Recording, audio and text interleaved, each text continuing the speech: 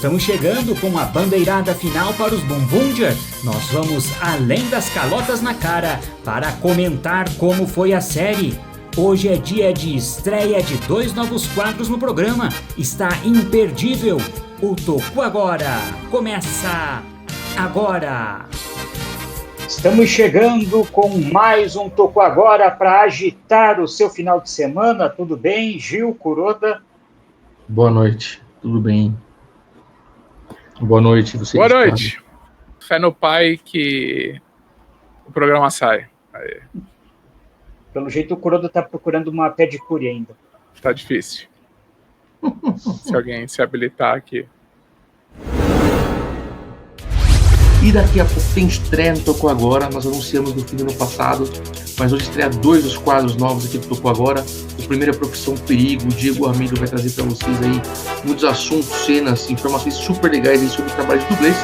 E também tem o Nihon Rosatsu, em que o nosso professor Dani Tsurugi, junto, né, com um trabalho aí do Senna com ele, vai trazer para vocês algumas aulinhas aí legais sobre alguns nomes, alguns kanjis aí que aparecem aí na série de Tokusatsu, né? Já pode se perguntar o que significa aquele kanji nas máscaras do Shinkenger?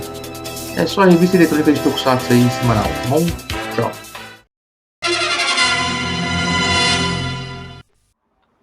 E nós tivemos um último programa agitado com comentários principalmente sobre Bumbundia. Quando uma série está chegando no final, vira o principal assunto de quem acompanha, né? Nossa, foi até achincalhado em alguns comentários aí, pelo visto. Né? Sacanearam você pra caramba, né? Esse não vai estar aqui, Kuroda. Que bom. Mas semana que vem, no review do Kamen Rider Gabi, você vai poder responder. É verdade, tomara. Boa.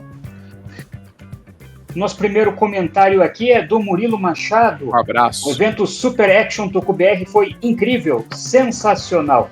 Muito bom ter um evento focado em Tokusatsu, principalmente para quem está entrando nesse universo só agora, como é o meu caso. Muito feliz de conhecer muitas das pessoas que eu ouço no TokuCast. Achei o final de Bumbundia muito emocionante, um final digno para uma série digna.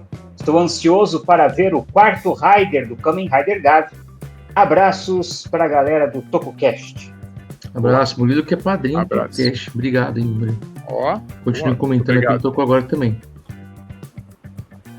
Mais um padrinho do TokuCast aqui, Nares. Tylance Medeiros.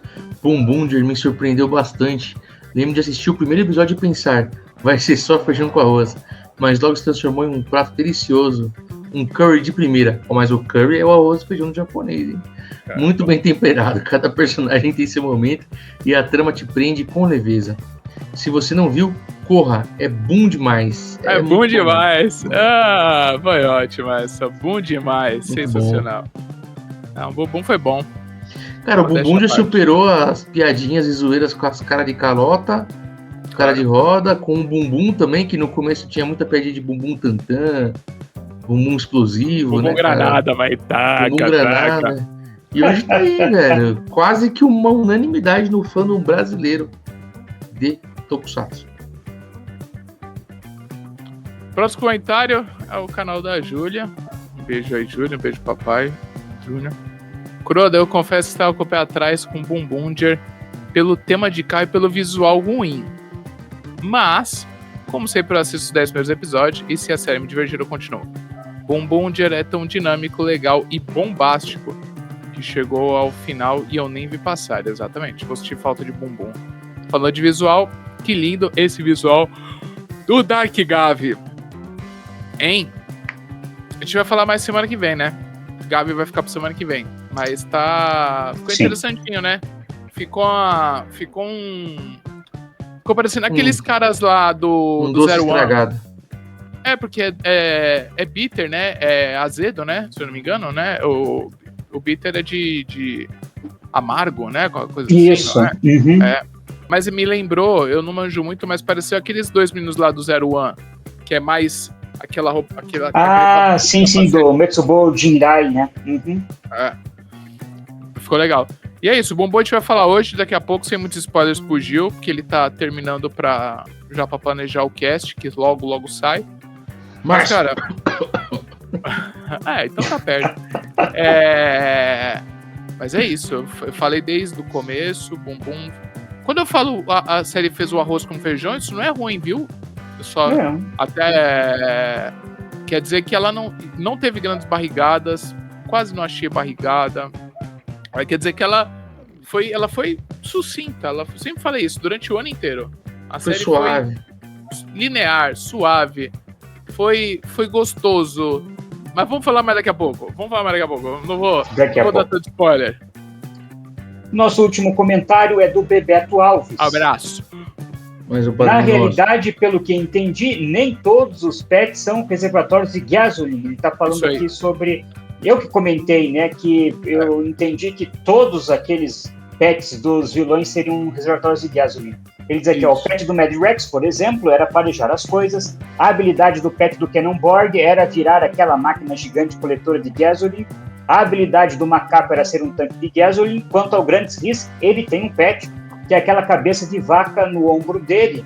Porque a gente tinha comentado semana passada que o Grandes Risk parecia que não tinha, mas quando eu fui assistir o último episódio, daí eu percebi aquele negócio no ombro dele, e eu falei, é mesmo? É que os outros parece que interagiam mais, né, com o seu bichinho. O bichinho dele não se mexia e não falava, e não fazia sonzinhos como os outros faziam, né? Isso, porque era um esqueleto, né, no fim, de um touro, talvez, que aí no fim ele usa realmente só pra isso, só pra ataque, né? No fim das contas foi isso. Mas sim, a gente ficou nessa dúvida, e obrigado a galera que comentou, que disse, realmente, cada um tinha o seu pet. A gente acaba passando despercebido, mas foi até uma informação interessante, e cada um teve a sua funcionalidade. Pronto, é isso. Um abraço, Bebeto. Daqui a pouco, vamos falar. Chegamos. Último episódio de Bumbum.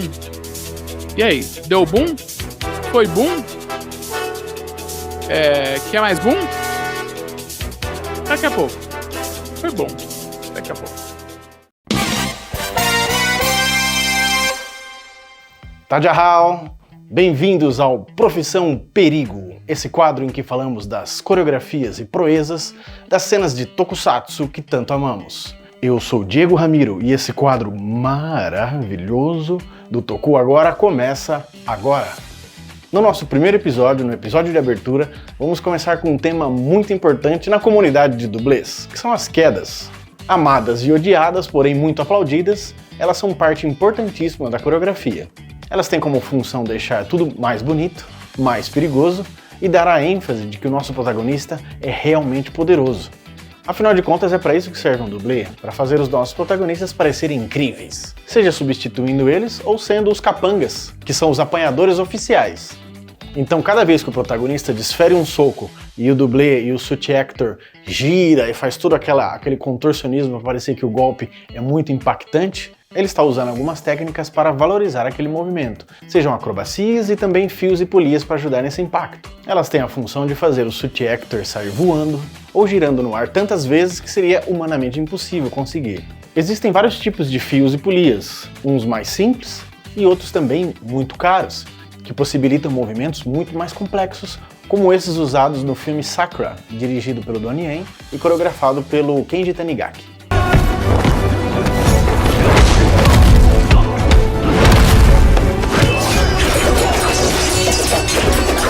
Porém, os mais usados são os mais simples, que também são os mais fáceis de ser apagados na edição, porque afinal de contas, se deixasse aquele fiozinho aparecendo, não ia ficar legal.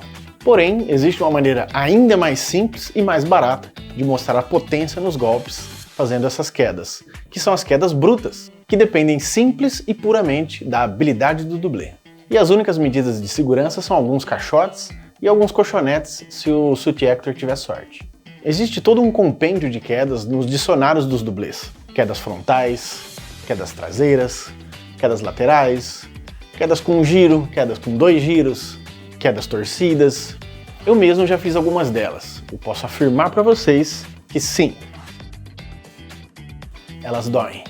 Até as quedas mais simples, como essas usadas nas coreografias mais antigas das séries de Tokusatsu, também exigem uma precaução e um cuidado e uma plasticidade na execução.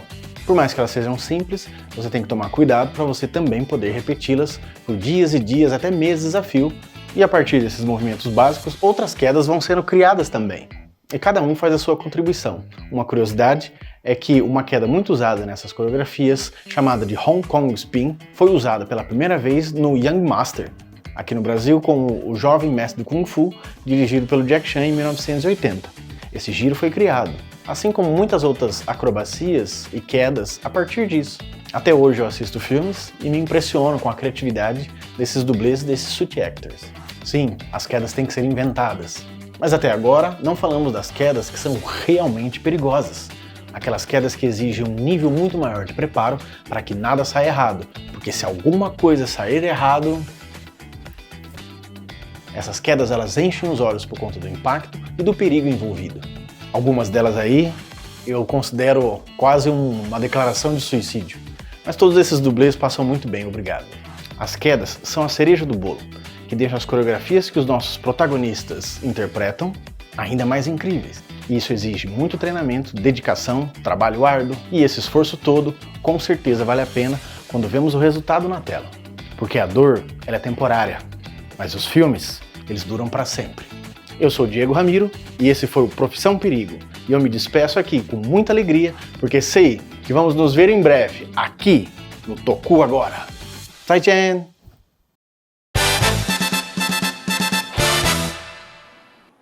E finalmente, Kuroda, chegamos ao último capítulo de Boom Boomger.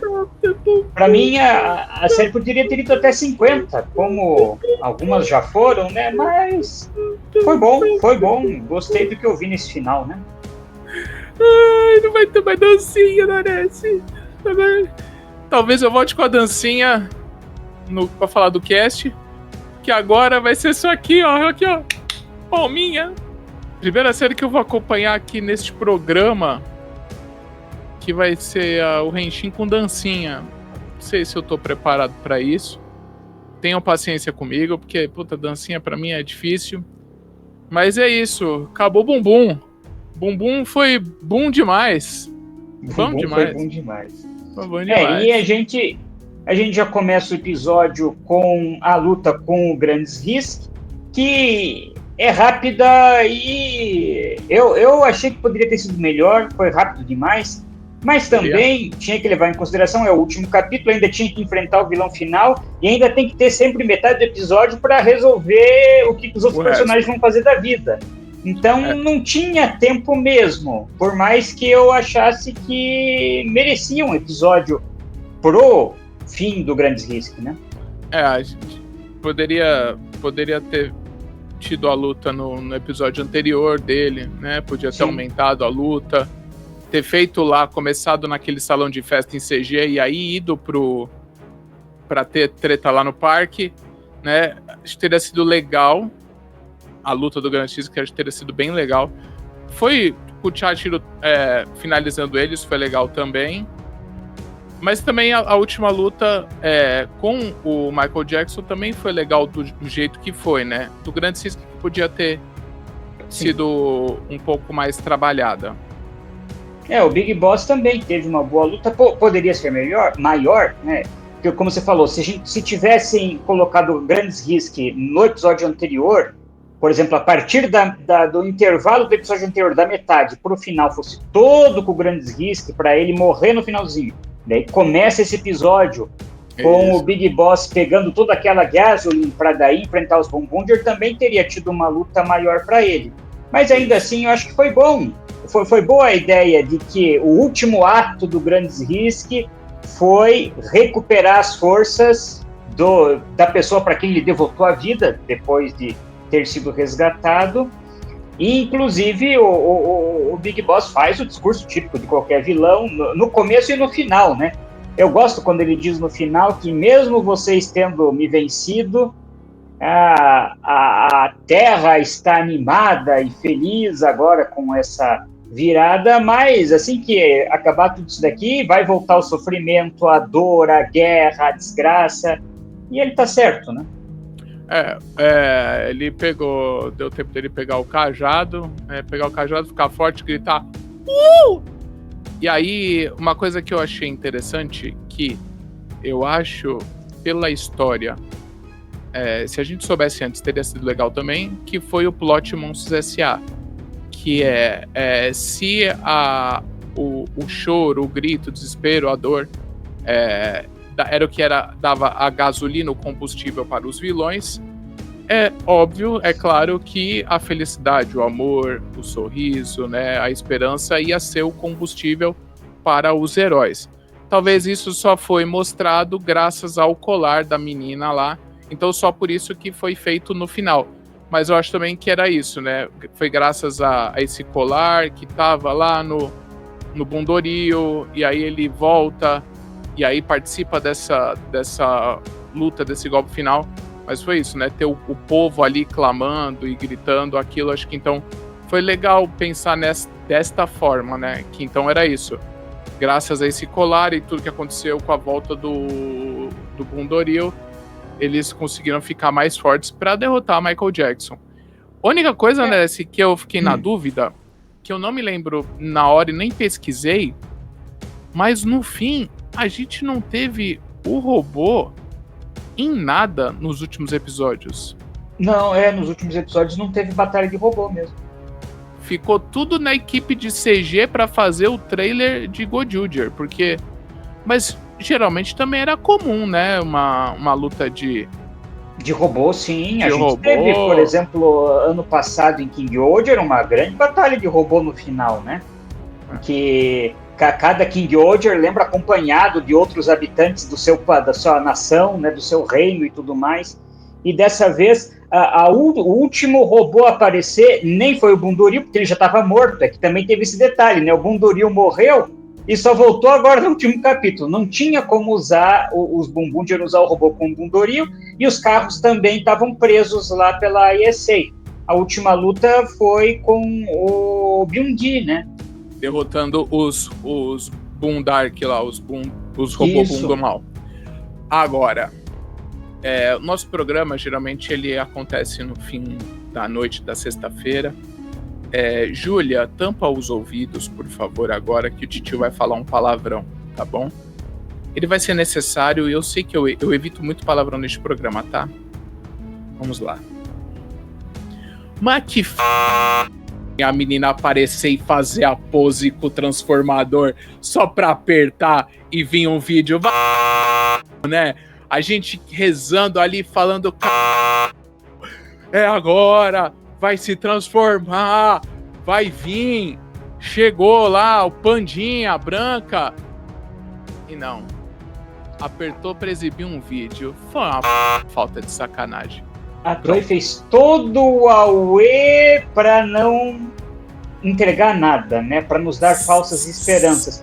Pra quem sabe, no filme, então, será? É a esperança, mas uma coisa que a Toei aprendeu muito esse ano, ela fez isso muito bem, tem feito isso muito bem, é o clickbait nos previews.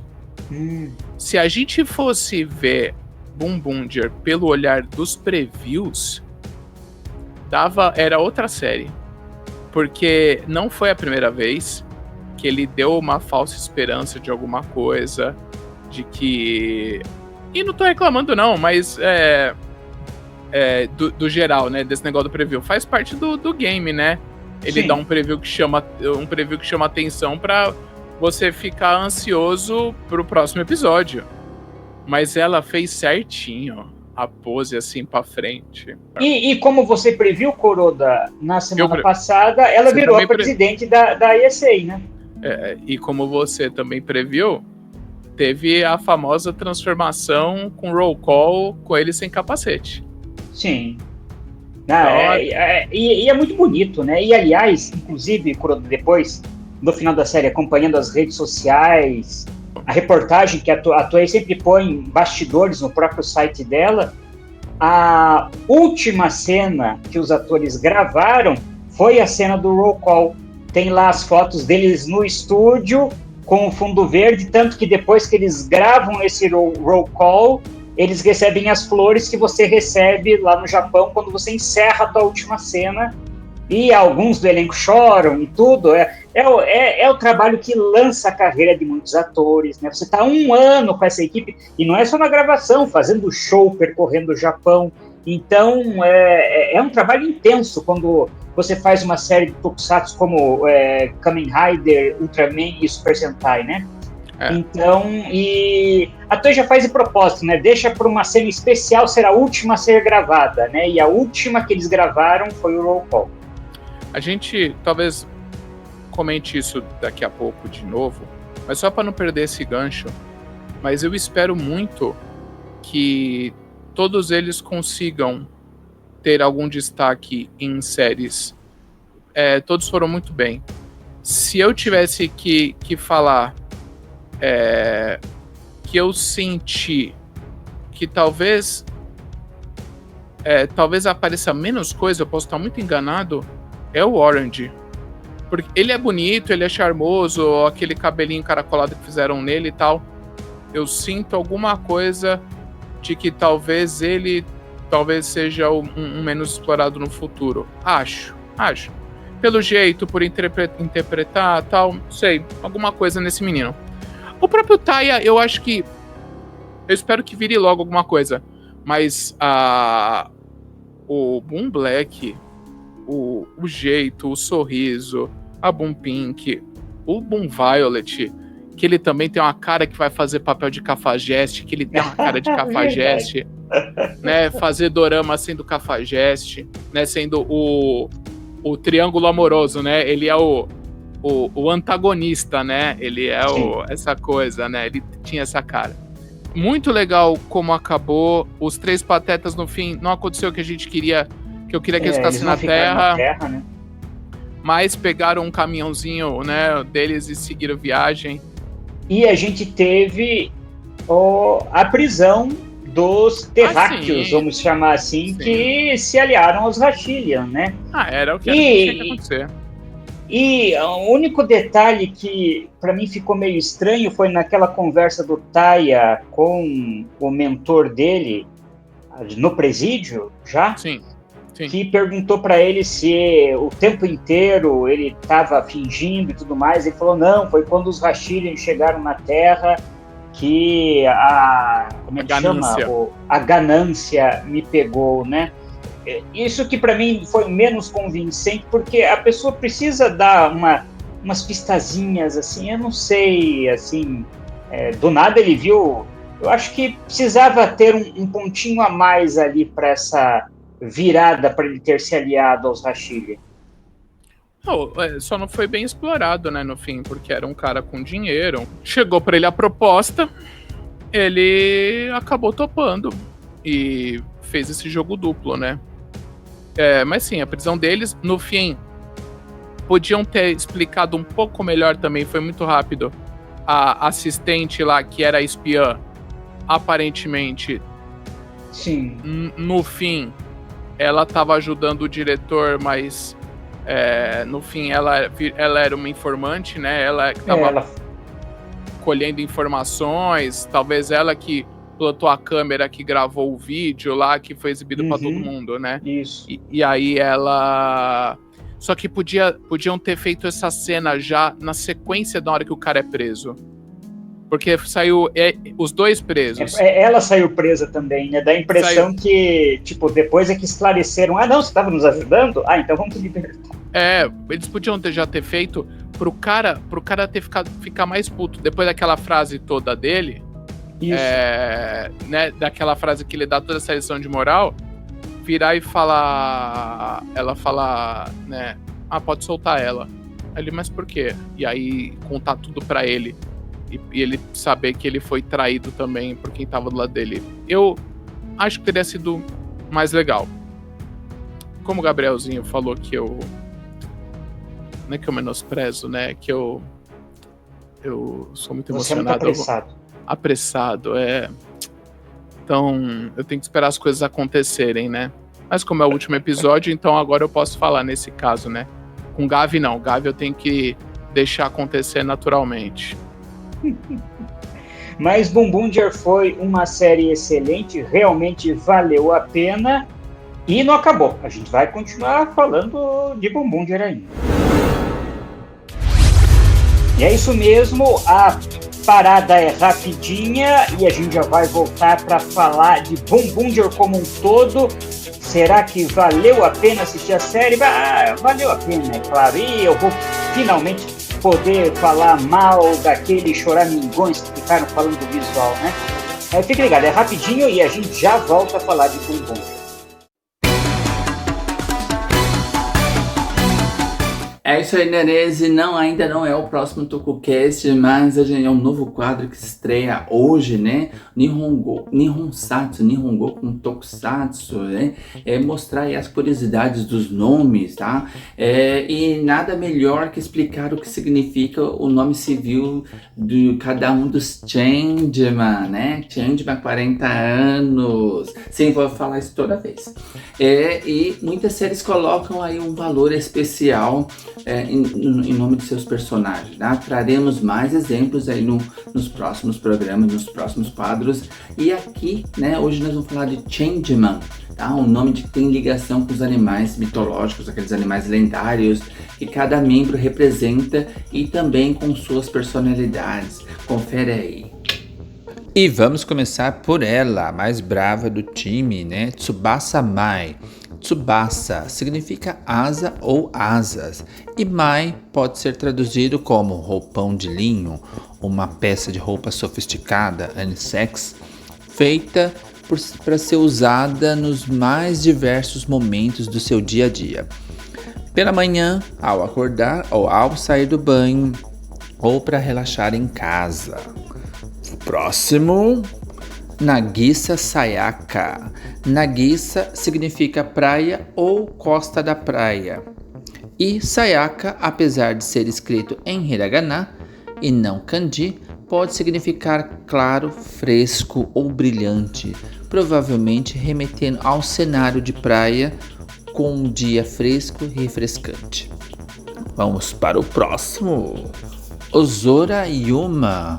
Ozora significa grande céu, geralmente utilizado quando você quer falar do céu aberto, sem nuvens, azul. Já Yuma une os kanjis de Yu, de coragem, e Uma, de cavalo. Seria um cavalo corajoso. E vamos para o próximo. Ele, Hayacho, Hayate, significa vendaval. E já o Sho significa voar. E vamos pro próximo. Peraí, não deixa esse que eu mesmo falo. Eu vou explicar pessoalmente, tá? Do nosso querido Change Dragon. Tsurugi Hiryu. Tsurugi significa espada, lâmina. Hiryu tem as junções aí, une dois kanjis. Une os kanjis de voar, né? O Hi, que é do verbo voar, Tobu, e Ryu. Ryu significa dragão. Seria um dragão voador. Tsurugi Hiryu. E aí, gostaram? E às vezes, né, quando forma que vinha o kanji, em cima vinha hiragana, que é o primeiro alfabeto. Quando a gente aprende japonês, é o primeiro alfabeto. Então, quando fica ali em cima do kanji, se chama furigana, que é a leitura daquele kanji, tá? Fica mais fácil aí da gente aprender. Não sou nenhum expert em Nihongo, não sou professor de Nihongo. Tá? Nos vemos nas próximas curiosidades aí. Mina Matakondo!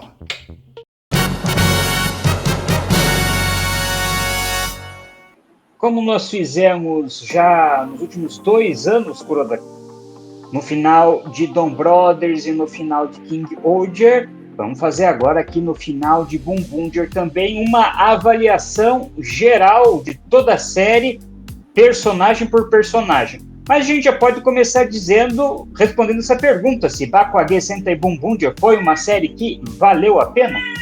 Para mim, valeu a pena. Eu adorei do começo ao final. Você adorou, sua gata adorou, eu adorei, todo mundo adorou aqui da Nerese.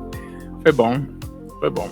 Não, a gente não menosprezou em nenhum momento o fato que a gente falou isso no começo do programa. Eu vou só repetir para ficar claro. De novo, o fato de a gente ter falado que ela foi linear, reta, sucinta, gostosa, arroz com feijão, não é ruim. Ao contrário, ela conseguiu se manter bem em todos os episódios, pouca barrigada ou filler, como você queira chamar, né?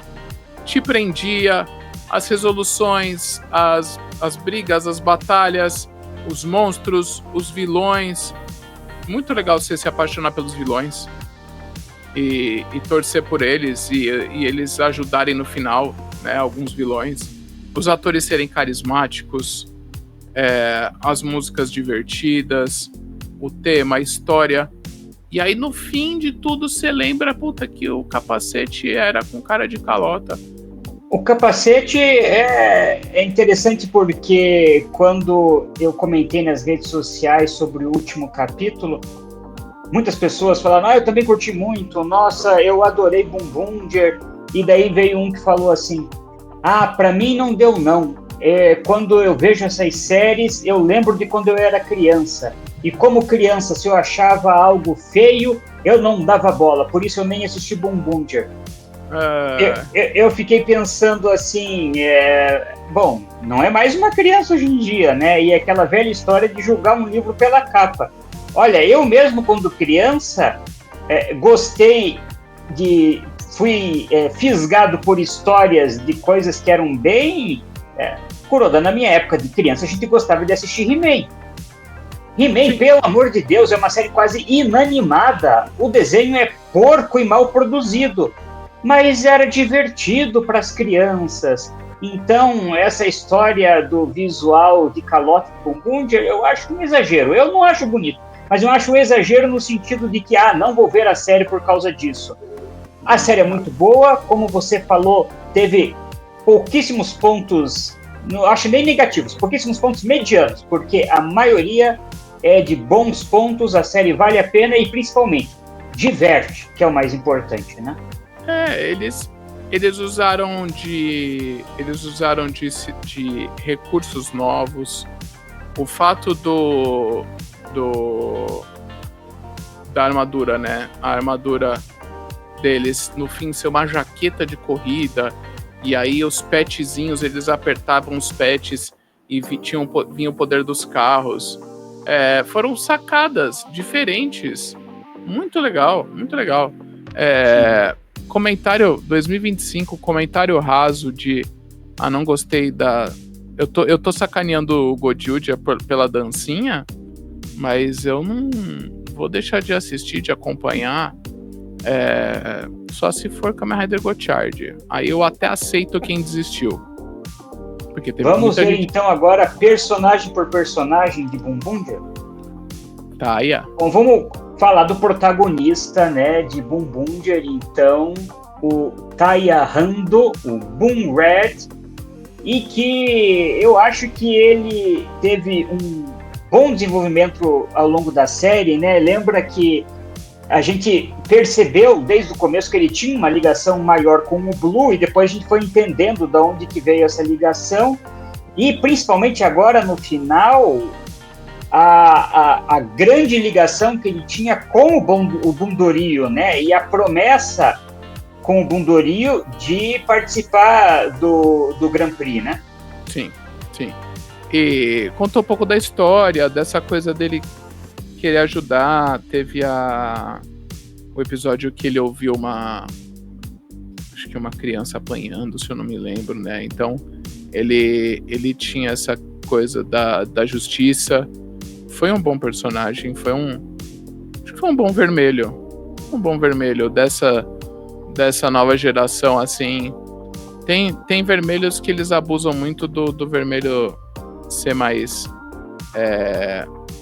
egocentrista, né? Um pouco mais, né, soberbo. Né? A gente teve um pouco isso em Boom Boom, teve isso... Acho que vai ter em Godzilla, eu acho que ele vai ser um pouco mais assim, primeiro essa pinta de soberbo, né? O Taya não, o Taya ele foi bonitinho, né, nessa questão. Posso estar muito louco, mas... Foi mais discreto, né? Um líder mais discreto, né? Um líder mais discreto. Taya tinha uma boa compreensão da equipe que ele tinha, né? Ele entendia ele confiava, as pessoas. Isso, ele confiava no time dele. Isso é uma verdade.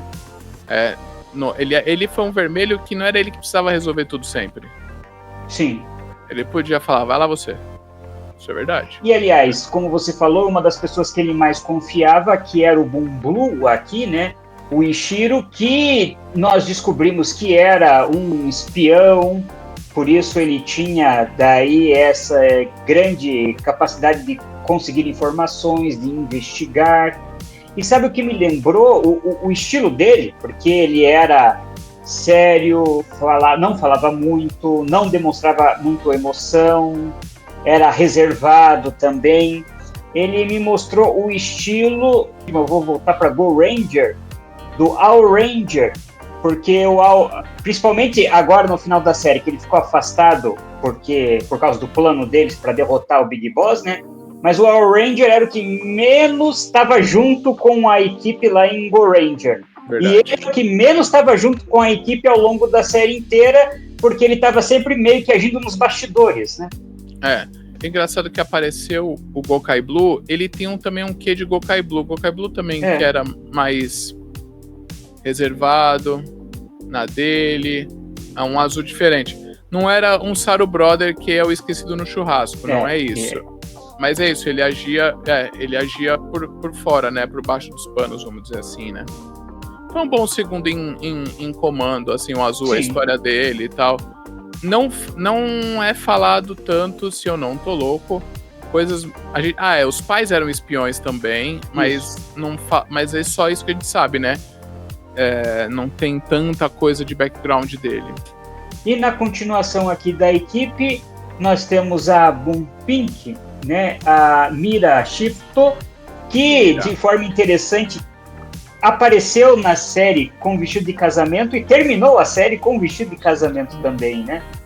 Mira, aliás, eu achei interessante quando no antepenúltimo episódio foi feita a proposta de que ela se casasse então com o chefão dos Hashirian, e daí ela escapou de um casamento no começo da série. Aí não estou falando de quando o Taya resgatou ela, porque ele resgatou ela de um criminoso para entregar para o noivo dela, com quem ela iria se casar. Só que ela decidiu que não queria casar, não, ela queria ser a Boom Pink mesmo. Então eu acho que isso já foi um começo excelente para ela, porque quebrou completamente aquilo que durante anos foi geralmente o papel feminino nessas séries Sentai, que ainda tem, como ela teve, né, o papel da que investiga também, né, se fantasia de outras coisas para enganar os vilões e tudo mais, mas eles não tiveram aquela típica história do príncipe encantado, da mulher em busca do amor. Ela jogou o noivo pela janela no primeiro capítulo, então ela tinha os mesmos interesses que os membros masculinos da equipe, né? Você às vezes ria ou sorria porque ela sorria, porque ela estava feliz. Então, conseguiu ser um personagem cativante. Se eu tivesse uma empresa, eu assinava a carteira de trabalho dela, porque o que a Samina mais fez na série foi trabalhar. Verdade. Essa parte de se fantasiar, eu não achei tanto como outras rosas, mas no fim ela se fantasiava, na verdade, dos empregos, né? Que ela tava cada hora no emprego, cada hora era um uniforme de emprego diferente. No fim, até no último momento do último episódio, ela tava do nada numa doceria trabalhando. É muito louco isso. Então talvez essa seja a fantasia dela, né? Desse caso na série foi isso. Foi gostoso acompanhar ela, assim. Eu olhava e uma escolha um pouco diferente, se eu não me engano, porque ela tem cara já de ser mais velha. Geralmente as rosas, eu não sei a idade, não pesquisei a idade ainda. O membro mais velho do elenco é o Orange. Mas se não me engano, 29. 29. Mas ela tem uma cara de mais velha, né? As outras mulheres, ultimamente de Sentais, e o próximo também, já essa cara de menina mais nova, né? Sim. Então o fato dela ser já uma mulher e não uma menina, isso me pegou também. No começo eu achei, nossa, mais velha e tal, mas foi sensacional.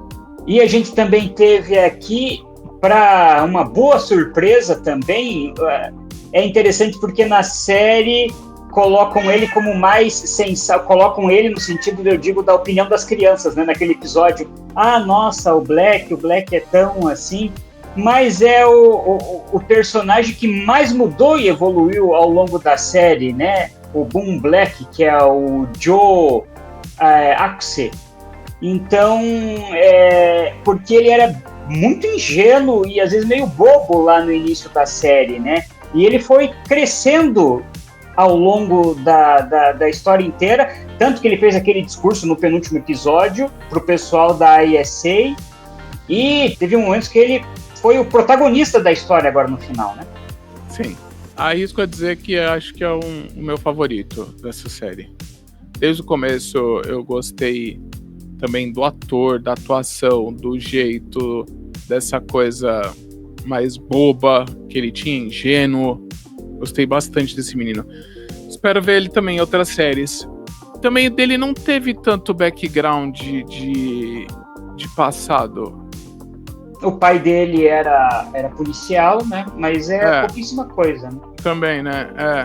A série também acaba, às vezes, pegando mais as coisas de família, falar de família, mas teve ele cativou parte dos meninos lá, no final também, né?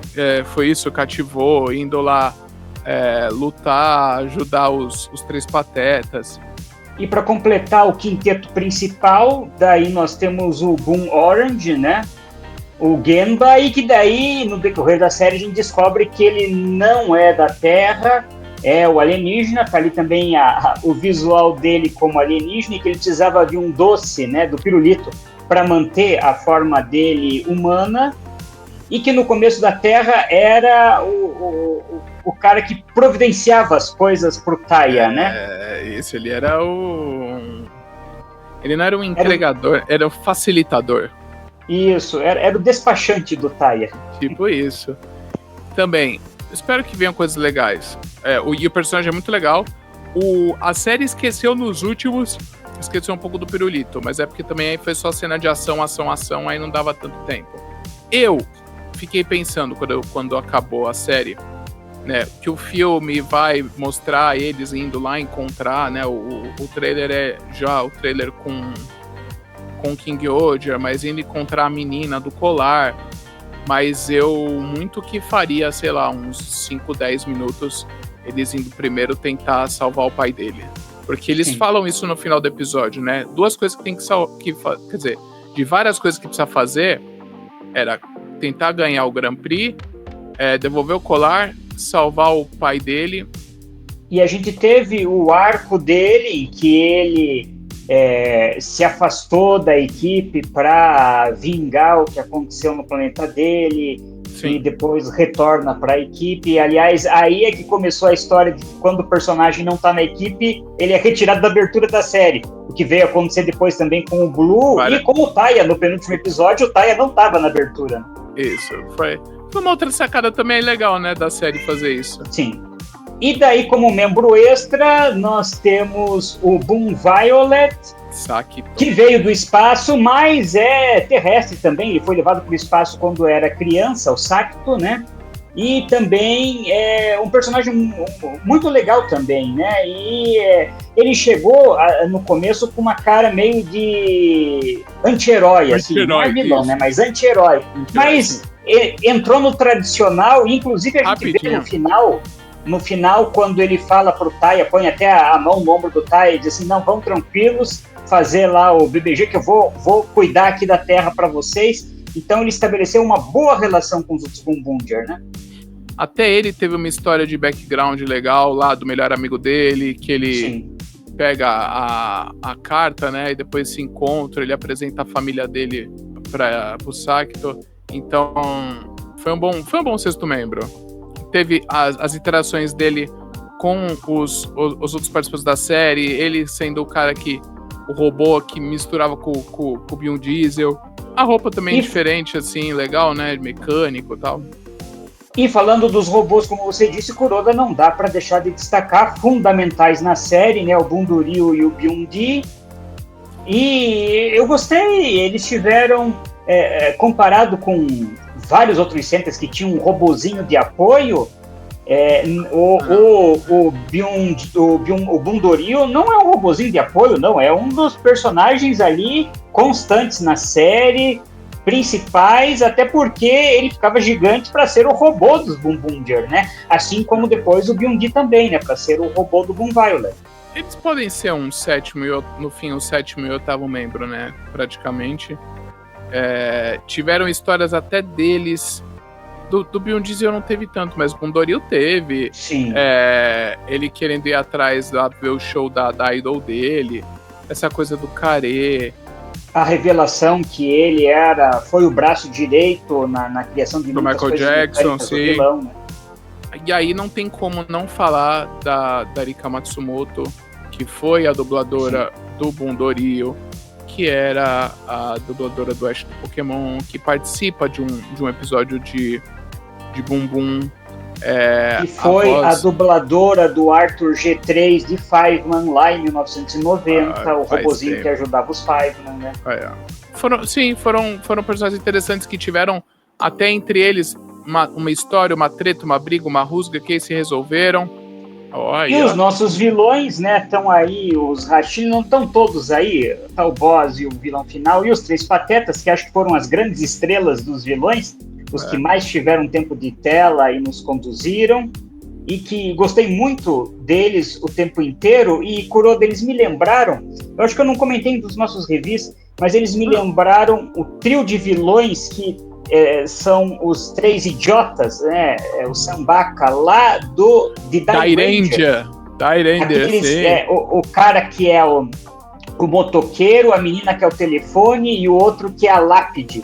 É a mesma dinâmica deles. Não sei se não foi inspirado nesses três em Dairanger. Só que lá em Dairanger eles aparecem em 3 arcos rapidinhos, assim, ao longo da série inteira. Aqui os Três Patetas tinham o destaque principal. Mas me lembraram muito da Dairanger. E até eles, a gente teve até história com eles. A Itasha do nada cantando um musical lá. Sim. Foi muito bacana. Então foi o que eu falei, a gente foram vilões bem construídos que a gente gostou deles. Vilões que a gente torcia por eles. Bons vilões, bons generais também. Aí os vilões gerais da série também era legal. Nós tivemos bons vilões e principalmente, como eu sempre comento aqui no programa, tivemos também um bom elenco que deu liga, um complementava o outro, você sentia assim um partilhamento real, porque tem que existir uma realidade entre os atores para existir entre os personagens, né? E eu acho que existia, para quem acompanha as redes sociais dos atores, via que realmente eles tinham essa ligação, inclusive fora de cena. E tá aí a Shirabe também, que é outro personagem importante para a história, né? Não participa tanto quanto os outros, mas muito importante, principalmente também no final, né? Sim. E que a gente espera que se transforme numa Boom-Boomger no filme, né? Porque fomos tapeados. A palavra, né, se chama cumplicidade, né? Talvez. Isso. Eles tinham, né, essa cumplicidade, dava liga. Não era Gotchard, né? Desculpa. Talvez a melhor da Era Reiwa por enquanto. Não sei, é que você gosta talvez de outros, talvez. Podemos concordar e discordar, não sei, você ficou muito sério agora. Não, eu acho que veio... Não, é que eu tava pensando nas outras séries. Era Reiwa. Eu acho que a gente tá vindo não tá vendo quedas. Eu gostei de Zenkaiger, eu gostei de Dawn Brothers, mais do que eu gostei de Zenkaiger. Eu gostei de King Oger, um pouco mais do que eu gostei de Dawn Brothers. E eu acho que eu posso dizer que eu gostei de Boom-Boomger um pouco mais do que eu gostei de King Oger. Então, estamos vindo bem. Não tivemos um tropeço como na franquia Kamen Rider. Não teve um Gotchard. Tá subindo.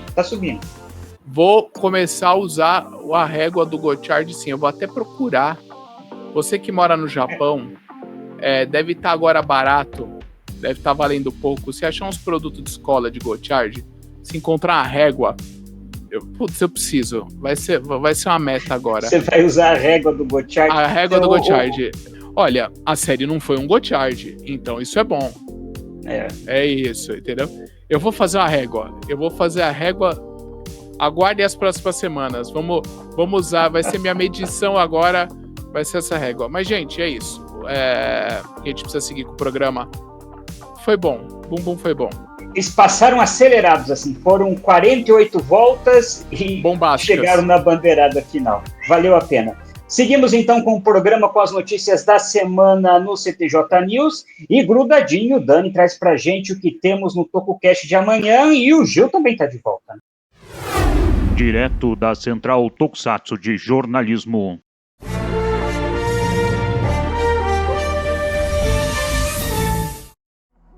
A editora estadunidense Printing Film Media, especialista em guias e artbooks, vai lançar 2 livros relacionados à franquia Ultraman. O primeiro é um guia completo de episódios das séries da Era Showa, de Ultra Q até Ultraman 80.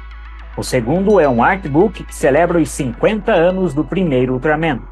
Os 2 livros são licenciados pela Tsuburaya e estão disponíveis em um financiamento coletivo no Kickstarter. Após o encerramento de Bumbundia, a Toei confirmou que o esquadrão vai se encontrar com os King Oger em mais um dos tradicionais DC Next. O filme será lançado nos cinemas japoneses em 1º de maio e distribuído em Blu-ray e DVD a partir de 29 de outubro. Mais detalhes da história deverão ser divulgados em breve. A revista Weekly Big Comic Spirits revelou que o mangá Putupiai retornará do hiato com um novo arco a partir de abril. A série entrou na última fase em janeiro de 2024 e se encaminha para o final. Putupiai foi adaptado para anime em 2022 e está disponível com dublagem em português no serviço de streaming Crunchyroll. Para ficar por dentro de todas as notícias do universo do Tokusatsu, acesse o portal tokusatsu.com.br.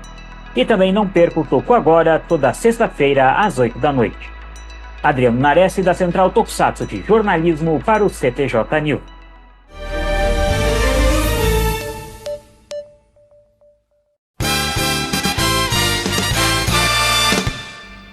É isso aí, Nerese. Próximo TokuCast é a segunda parte do que é Tokusatsu. O que é Tokusatsu? O que é Tokusatsu?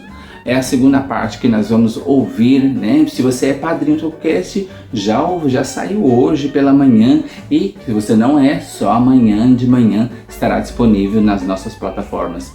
O que é Tokusatsu? Segunda parte. Eu só falei segunda parte. Tá? Não deixe de colocar o seu comentário no YouTube e as 5 estrelas no Spotify. E comente pelo Spotify também, né? Você pode ser padrinho do TokuCast. Procure-nos e saiba mais. E é isso aí, mais uma semana de notícias no CTJ News. Lembrando que você pode ver esse quadro separado aqui no Supaíro também, tá? Divulga ele pra galera aí, a gente traz esse geralzona aí de news da semana aí que o Nares vai contando pra vocês. Que é a parte séria do programa, a gente já falou isso já, né?